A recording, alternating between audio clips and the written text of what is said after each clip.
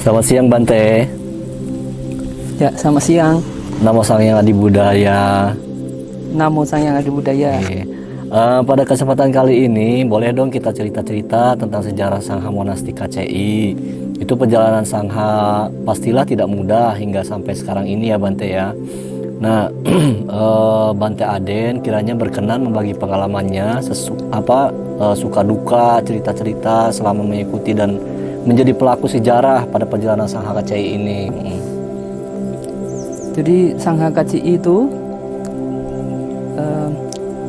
tahun 2010, tepatnya tanggal 1 Maret dia terbentuk karena sudah memenuhi syarat 4 orang biksu ditabiskan.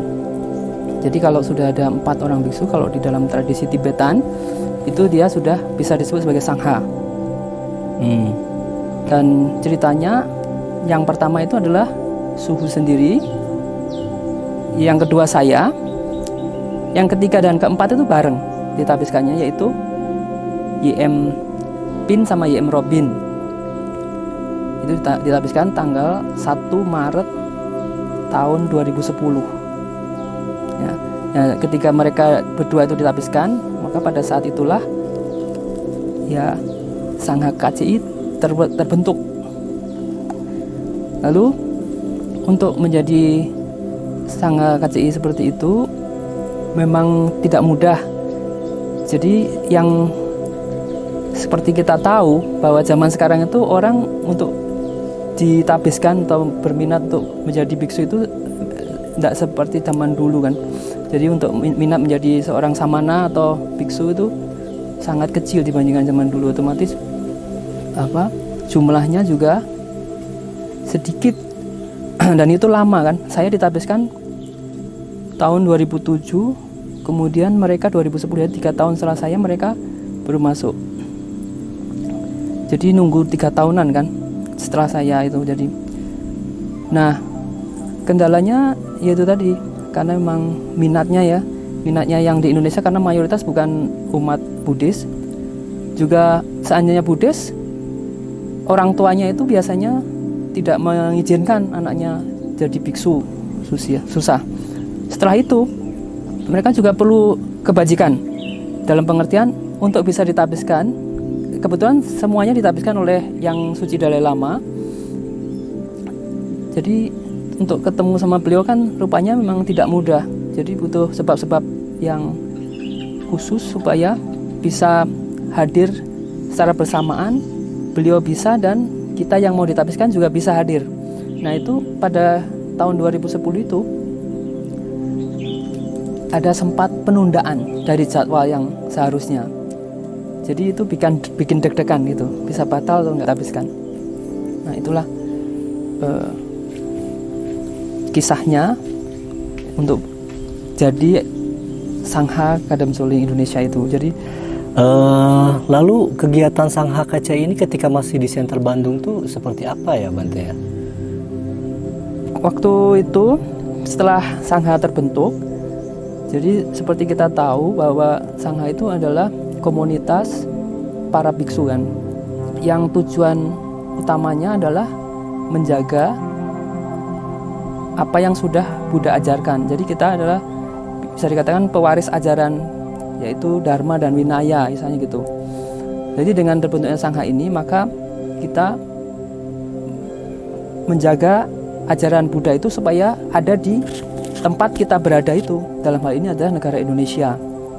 Yang dunia dulu, zaman saya masih memimpin di istilahnya Gigula atau disiplinernya, saya punya program yang namanya itu PHKMD di Bandung itu. Ya, P-nya itu adalah puja. Jadi kita ada puja harian pagi sore itu.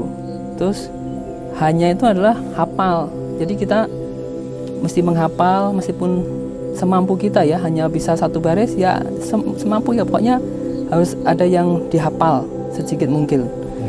Hafalan-hafalan itu harus dikumpulkan. Terus M-nya itu adalah PHK kan, puja, hafal, PHK, K dulu ya. K-nya itu ada kelas. Jadi kita ada kelas. Jadi ada kelas-kelas yang sifatnya itu instruksi supaya kita bisa lebih belajar dengan benar tuh, misalnya cara menghafal tuh bagaimana begitu. Dulu saya bikin kelas seperti itu. Jadi PHKK-nya kelas, kemudian M-nya itu adalah meditasi. Jadi ketika kita memperoleh ajaran-ajaran itu kan nggak hanya didengar kemudian dibuang kan, tapi kita harus direnungkan kemudian dimeditasikan, nanti yang dibiasakan. Dan yang terakhir itu D-nya itu adalah melimpahkan dengan dedikasi. Jadi semua kebajikan yang kita kumpulkan pada hari itu, tiap hari kita ada namanya puja yang bagian sore itu, nanti ada dedikasinya. Kita dedikasikan untuk biasanya agar semua guru-guru itu berumur panjang, agar dharma berkembang semakin luas, dan agar semua makhluk senantiasa dalam keadaan bahagia gitu. Jadi itu kegiatannya yang di Bandung. Ke internalnya ya. Sementara kalau eksternal, jadi eksternal kadang-kadang kita mengisi acara-acara radio, siaran radio di RRI atau di Mason ya, radio Mandarin. Itu ada yang diundang aja, atau kita juga jadi juri yang kerjasama dengan Kemenak, Kementerian Agama atau Pembimas. Jadi ketika mereka ada lomba, kita diminta menjadi juri. Ya, salah satunya adalah juri Dhammadesana atau khotbah dengan menggunakan bahasa Inggris. Nah, itu juga ada juga juri melukis juga.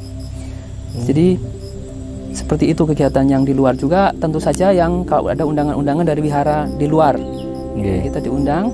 Nah, itu kita juga mendatangi acara-acara untuk hari-hari besar agama Buddha kan suka diundang juga keluar. Jadi itu kegiatannya antara lain.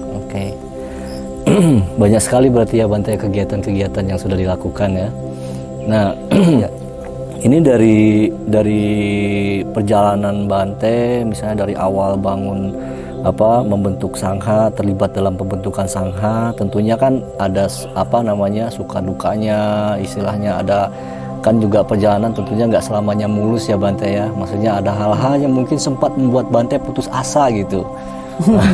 Itu kira-kira Bante gimana itu bisa ada nggak sih, maksudnya ada nggak sih hal seperti itu, terus kemudian gimana cara Bante untuk bisa melewati hal itu? Ya, seperti yang tadi sudah saya sampaikan bahwa sangha ini adalah tujuannya untuk menyemangati kita. Jadi satu sama lain menyemangati. Jadi ketika kita atau saya pribadi ada masalah, itu ada suhu, ada yang lain. Kalau kita mau dengar yang junior ya, suara junior, kita bisa dengarkan minta pendapat mereka.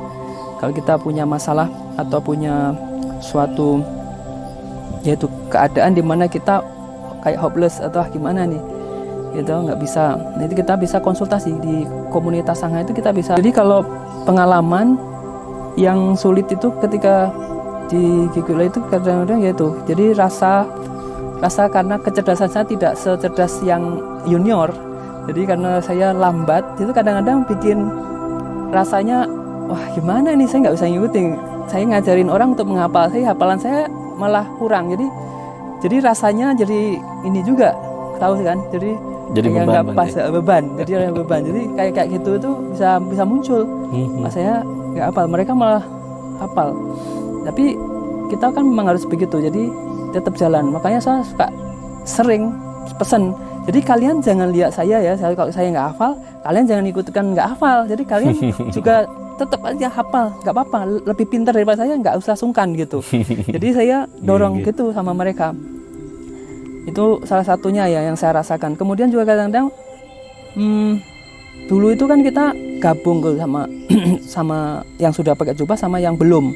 Yang belum pakai jubah kan tetap tinggal di tempat kita, seperti cara kita kan gitu. Jadi pertama kan ikutin sistem kita belajar, bersosialisasi kan. Dulu kan mengajarkannya gitu supaya kita kenal satu dengan yang lain. Kadang-kadang itu kalau pas kita punya planning kemudian nggak didukung, misalnya kita mau kegiatan terus pada nggak datang, nggak gitu, yang calon-calon sangha itu kita juga ini juga rasanya kayak kok ini ya, kok nggak diikutin yang peraturannya gitu. Jadi agak, kalau kita sudah berupaya tetap nggak bisa ya diterima aja, gimana lagi ya toh. Begitu.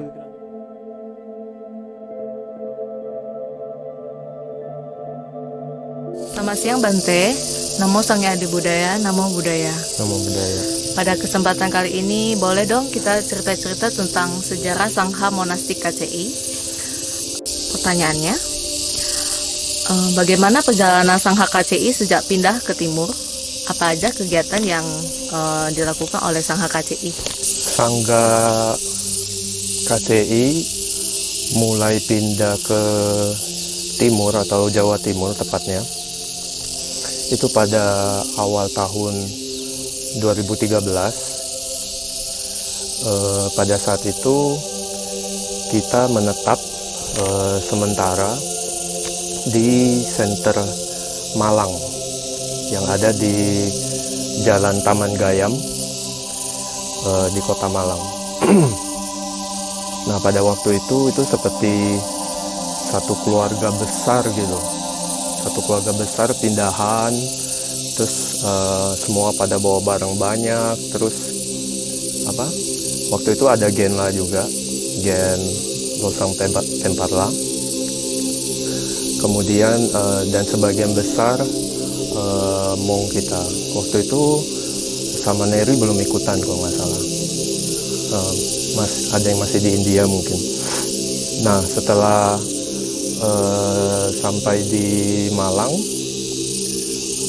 di Center Malang waktu itu nggak kosong, ada keluarga Koalek, kemudian juga ada beberapa pekerja lahan waktu itu yang naik turun dari lahan ke Center Malang. Nah, waktu itu kita berusaha untuk menyesuaikan dulu ya. Pertamanya itu menyesuaikan, kemudian kita baru mulai melanjutkan kembali apa yang sudah kita establish, beberapa sistem yang sederhana, sistem sangga yang waktu itu di Center Bandung yang di sederhana. Jadi kita mulai dengan ritual pagi misalnya, praktek pendahuluan bareng, kemudian setiap bulan itu kan ada 2 kali ya upacara sojong, itu upacara purifikasi sama pelafalan ulang Patimokkha Sutra. Kemudian baru Genla perlahan itu memulai kelas filsafat 5 teks besar atau biasa suka disebut dengan kelas Chenyi. Nah, ini mungkin satu-satunya di Indonesia, Sangga Monastik di Indonesia yang memulai kembali pembelajaran 5 teks besar ini. 5 teks besar ini misalnya apa saja, itu ada teks tentang pramana atau logika, kemudian juga ada teks tentang paramita, kemudian teks tentang madhyamika, jalan tengah, kemudian ada teks abhidhamma. Jadi yang bisa dibilang yang 3 awal itu lebih ke sutta ya, sutra. Kemudian juga yang terakhir itu ada teks tentang winaya. Nah, jadi kita memulai waktu itu dengan kelas paling awal, yaitu kelas tentang pramana. Nah, waktu itu semuanya ikut sampai pada tanggal 19 Juni 2013 kita debat filsafat pertama di Indonesia. Kemudian setelah itu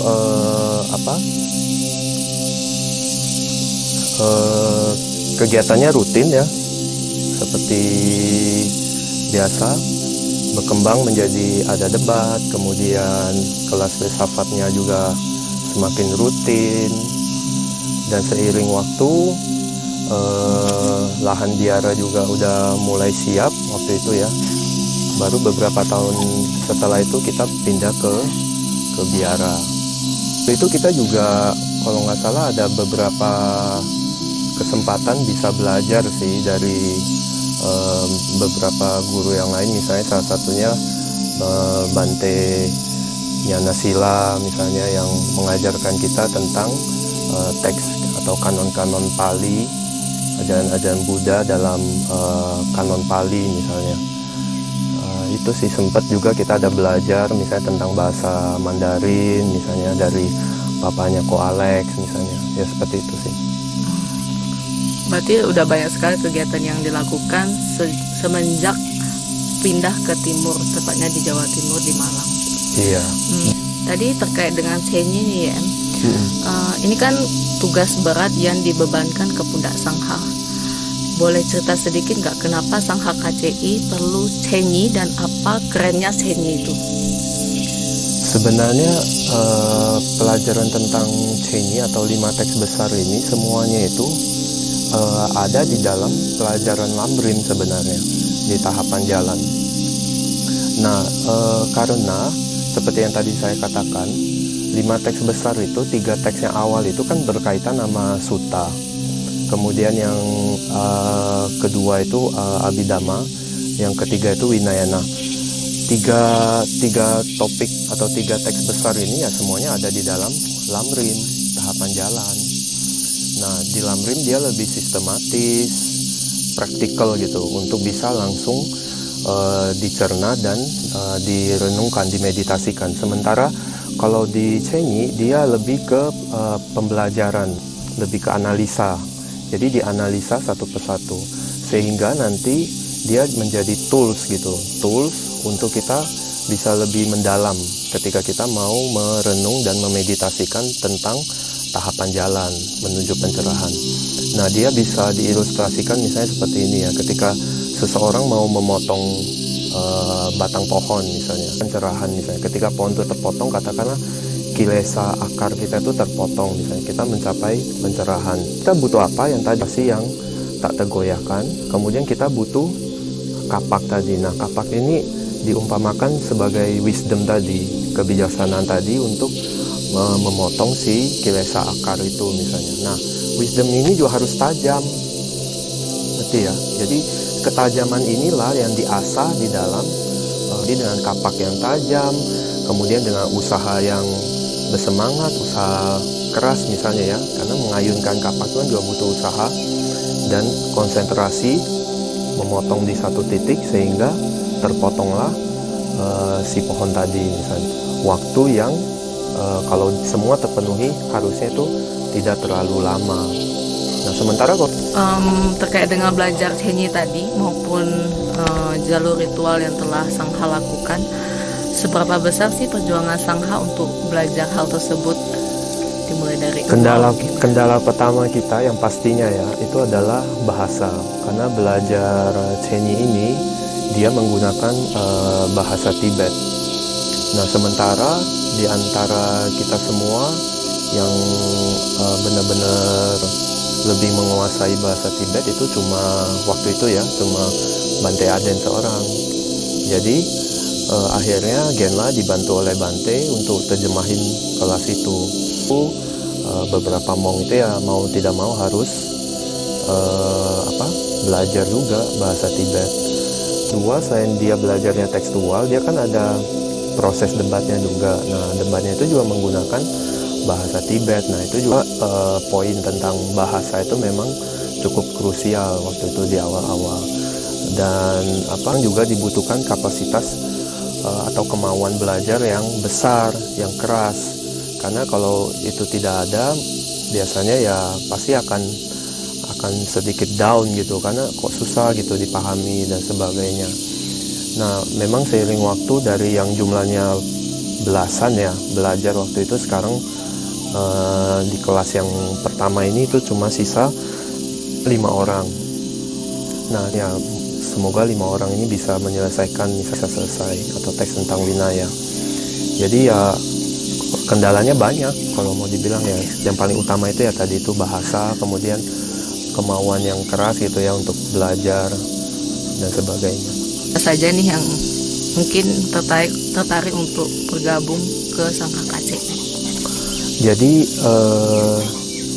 Sangha KCI itu banyak keunikan kan di India, khususnya di tradisi Nalanda dan Wikramasila, biara Nalanda dan Wikramasila dulu. Nah, di Kenapa dia unik? Karena memang di Indonesia diyakini dulu pernah ada biara-biara monastik Buddhis yang seperti itu. Tapi kan sudah bisa dibilang sudah nggak ada sekarang. Kemudian Sangga KCI berusaha untuk, atau terutama suhu ya, dari suhu Badaruci berusaha untuk menghidupkan kembali berkat usaha keras beliau, sehingga ini semua bisa terwujud kembali. Nah, meskipun kita masih berada di tahap yang masih awal ya, tapi sungguh sebuah pencapaian luar biasa sih bisa dibilang, berkat kebaikan hati beliau, kemudian juga guru-guru yang lain, sehingga sangga ini benar-benar bisa terbentuk. Jadi sungguh sebuah kesempatan yang langka ya, kesempatan yang luar biasa apabila Anda itu bisa akses gitu, bisa akses, bisa bergabung, misalnya dengan motivasi yang benar ya, bergabung untuk menghidupkan kembali komunitas monastik yang berharga dan luar biasa ini. Karena di dalamnya itu selain mempelajari tentang yang tadi, utamanya tahapan jalan menuju pencerahan, kita juga memiliki silsilah guru yang otentik, yang tak terputus, dari Buddha Sakyamuni sampai ke guru kita sekarang, itu dalam satu rangkaian silsilah yang tak terputus. Kemudian kita juga punya silsilah monastik, sistem monastik yang juga bisa dibilang tak terputus dari zaman India dulu, kemudian mereka bermigrasi ke Tibet, kemudian dari Tibet keluar bermigrasi lagi kembali ke Indonesia, yang mana sebenarnya sebelum di Tibet itu sebenarnya berkembang di Indonesia dulu, kemudian dibawa ke Tibet, kemudian balik lagi sekarang ke Indonesia. Jadi kalau dilihat dari segala sisi, segala sudut, segala sudut pandang, maka bisa dibilang kehadiran sangga monastik yang seperti ini itu sangat langka dan sangat berharga. Sehingga kalau kita bisa baik support ataupun kita bisa bahkan sampai bergabung untuk mau melatih batin, mentransformasi batinnya, itu akan sangat luar biasa sih.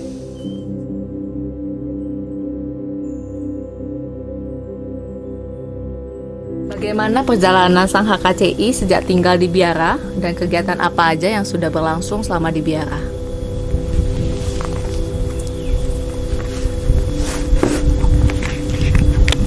Baiklah.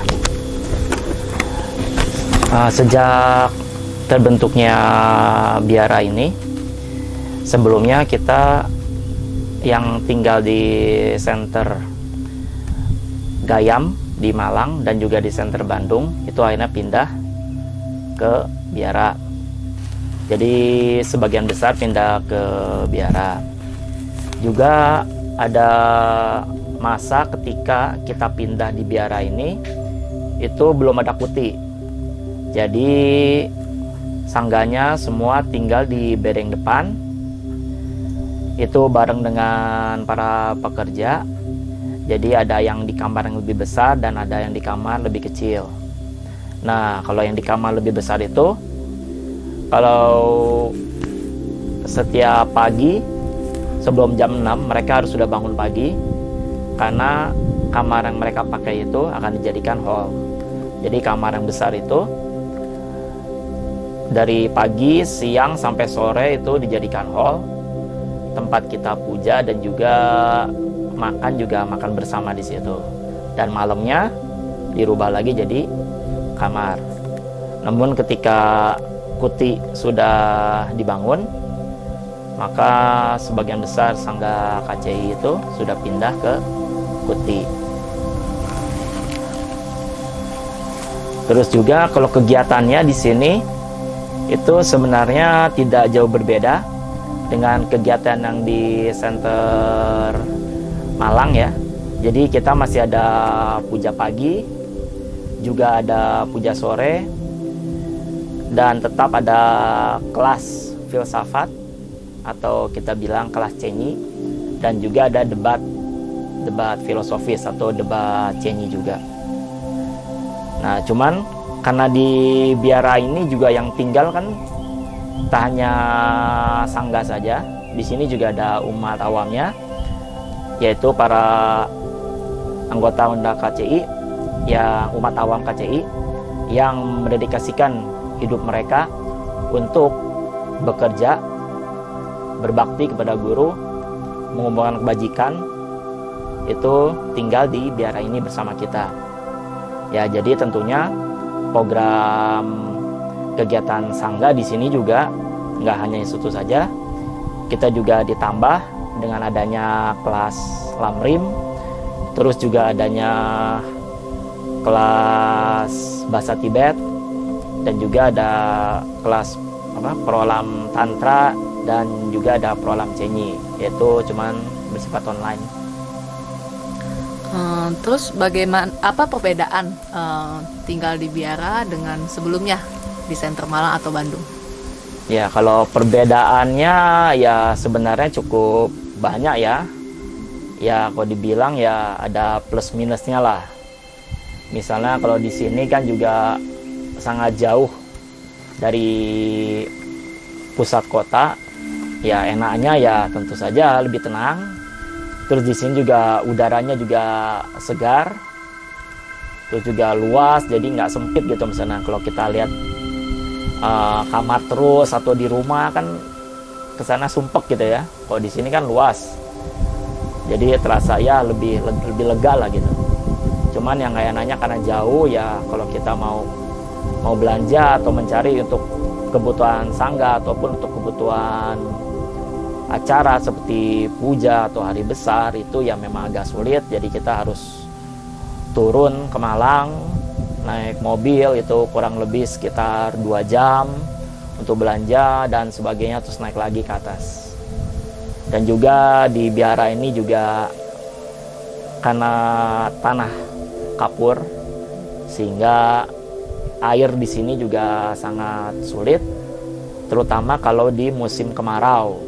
Itu sampai kita harus beli air gitu. Baik, tadi mengenai tinggal bersama lay people atau misalnya umat awam maupun karyawan yang ada di sini. Ya. Bagaimana hubungan antara sangha dan lay di KCI sendiri, terutama di biara? Iya, kalau ya kita harus saling membina yang hubungan yang baik. Maksudnya kita saling toleransi, tenggang rasa, harus bisa saling memahami apa tugasnya masing-masing, ya tugasnya mereka, kerjanya ngapain aja, kita juga ngapain aja. Dan juga karena kita juga tinggal di daerah yang sama, di tempat yang sama, di biara ini yang kita anggap sebagai rumah kita, ya jadi kita memiliki tanggung jawab yang sama untuk ya menjaga dan merawat biara, yaitu rumah kita ini. Jadi misalnya seperti piket untuk bersih-bersih di biara ini, terus juga piket masak di dapur, terus juga ngurus taman dan sebagainya, itu kita ada jadwalnya, jadwal piket berarti ya, itu digilir antara sangga dan umat awam. Dan juga kadang juga pernah ada juga kelas prolam juga dan kelas bahasa Tibet, itu yang ngajar itu dari anggota sangga kepada yang tinggal di sini. Jadi ya menurut saya di biara ini ya jadi terdapat suatu kesetaraan ya, kesetaraan dalam hal tertentu tentunya antara umat awam dan sangga. Mungkin ya ini yang satu-satunya yang di Indonesia yang dimana ada kesetaraan seperti ini. Jadi kita saling bahu-membahu di antara dua sangga ini. Baiklah, sebagai penutup, apa harapan Bante terhadap perkembangan sangha KCI ke depannya? Harapan saya terhadap sangga KCI ke depannya tentunya adalah sangga KCI ini juga bisa semakin lebih kompak, semakin harmonis, dan juga semakin meningkat batinnya, maksudnya menjadi orang yang lebih baik. Itu juga menjadi lebih baik juga tidak hanya dalam batinnya maupun spiritualnya, tapi juga meningkat dalam hal pengetahuan dan karya pelayanan kita semua. Itu sih harapan saya.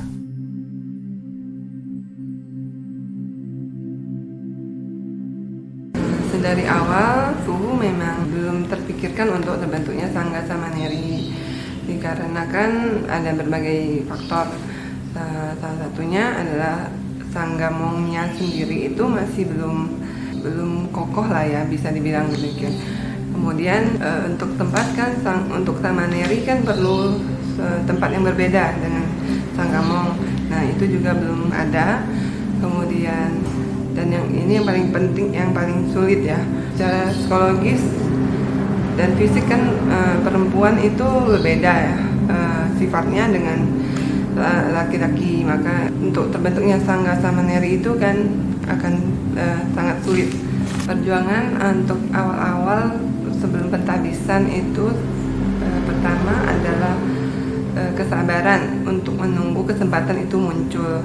Sembari menunggu kesempatan itu datang, ya kita masing-masing pasti mengumpulkan kebajikan dan memverifikasi ketidakbajikan. Keputusan untuk terbentuknya Sangga Samaneri ini juga nggak lepas dari bantuan Sangga Mong yang sudah terbentuk sebelumnya.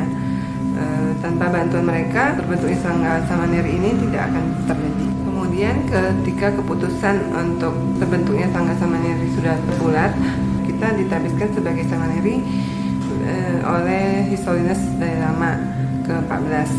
Untuk pentabisan dengan His Holiness Dalai Lama, kita harus mengisi formulir beberapa pertanyaan, alasan kita mau menjadi Samaneri. Untuk pentabisan ini, karena kita bukan dari negara Tibet, maka kita dibutuhkan beberapa persyaratan tambahan. Setelah pentabisan itu kita harus stay di suatu nunnery atau disebut monastery ya, untuk mempelajari lagi winaya ataupun kebiasaan-kebiasaan sebagai seorang Samaneri. Dikarenakan foreigner itu punya banyak kasus, setelah pentabisan mereka lepas, maka His Holiness memberikan persyaratan tambahan.